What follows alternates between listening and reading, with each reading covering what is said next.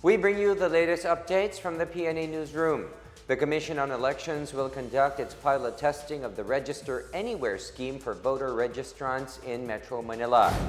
The Register Anywhere system provides the registrants with the convenience of registering in a mall of their choice regardless of their residence.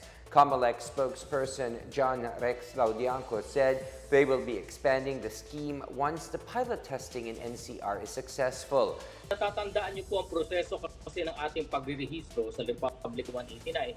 Kailangan pumunta tayo doon sa tanggapan namin or doon sa satellite registration, be it in a mall or covered court o kung saan mismo kung saan ka naka-resident, city or municipality. Ang mahirap po dito kasi, Aljo, yung mga kababayan natin kadalasan nagtatrabaho syudad o munisipyo na kung saan hindi sila nakatira. Babawasan yung pagkakataon at masyadong abala sa kanila na mag-a-absent pa sa trabaho para lang makarehistro. Ngayon po sa pamumuno ni Chairman Garcia at ang bagong composition ng ipapilot test namin ang isang Register Anywhere system. Halimbawa, dito po sa isang mall sa Manila. Okay po, magpaparehistro kami. Meron po kaming ilalagay na booth doon para lamang exclusive sa nakatira sa Maynila. Pero meron po kaming isa pang booth na kahit saan ka mang parte ng Metro Manila o National Capital Region nakatira, pwede kang magrehistro doon. Pag-comply pa rin naman kami, ang gagawin lang doon ka magpipirma, doon kukunin yung thumbprint, doon kukunin ang picture mo, doon ka sa officer namin na yung manunumpa.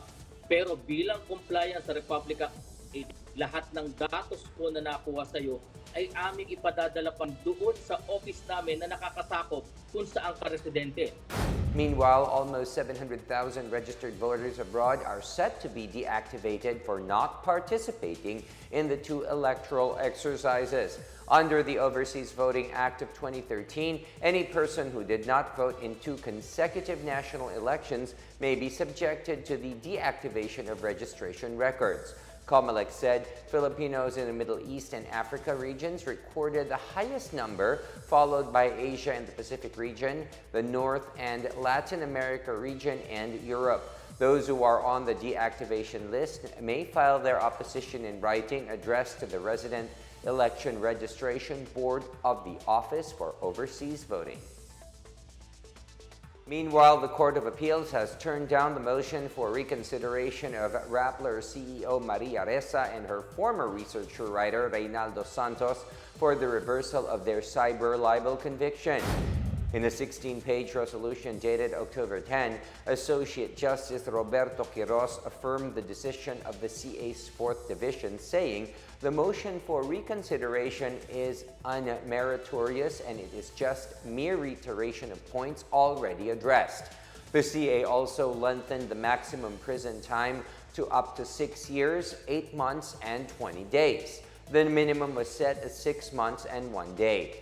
The case stemmed from the complaint filed by Filipino-Chinese businessman Wilfredo Keng. This is in connection with Rappler's May 2012 report, which states that the late Chief Justice Renato Corona used a sports utility vehicle owned by the complainant. The report also said the businessman had been under surveillance by the National Security Council for alleged involvement in illegal activities and identifying him as Willie Keng. At least 4 domestic flights were canceled this afternoon due to bad weather brought by Tropical Depression Maymay. In an advisory from the Manila International Airport Authority, the flights of Philippine Airlines Express from Manila to Basco Batanes and Manila to Cauayan Isabela via Cebu Pacific have been canceled. Pag-asa said Tropical Depression Maymay was last tracked 285 kilometers east of Casiguran, Aurora. Cagayan, Isabela, Batanes, and Apayao will experience moderate to heavy with, at times, intense rains. Maymay is expected to make landfall over the vicinity of Aurora or the northern portion of Quezon on Wednesday. Malacanang says it has yet to receive an advisory from China on the Philippines' inclusion in its blacklist of tourist destinations. In a press briefing, Office of the Press Secretary Officer in Charge Cheloy Vendicaria Garafil said the palace will not make speculations and instead wait for the advisory before making the proper comment. Senate President Juan Miguel Zubiri announced today that the Chinese government has included the Philippines in its blacklist for tourist destinations due to the continuous operations of offshore gaming. Zubiri said that this was among the topics discussed with Chinese ambassador to the Philippines, Wang Shilian, when the latter paid him a courtesy call at the Senate on Monday. Wang said the Chinese government is supporting the Philippines in its crackdown on crimes involving Philippine offshore gaming operators, or POGOs.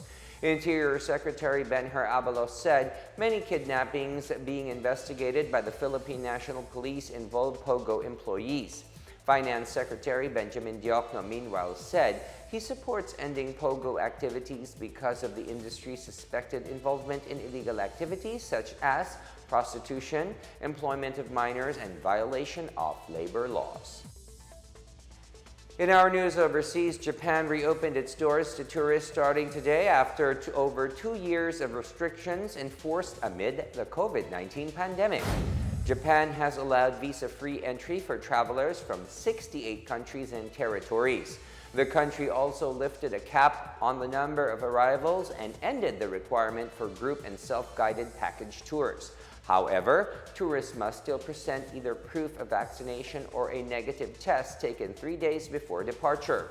Government officials are hoping an influx of tourists enticed by a weaker yen will boost demand and prop up the economy.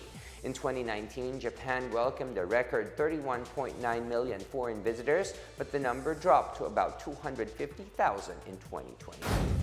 And that is the latest and the biggest stories from the Pna Newsroom.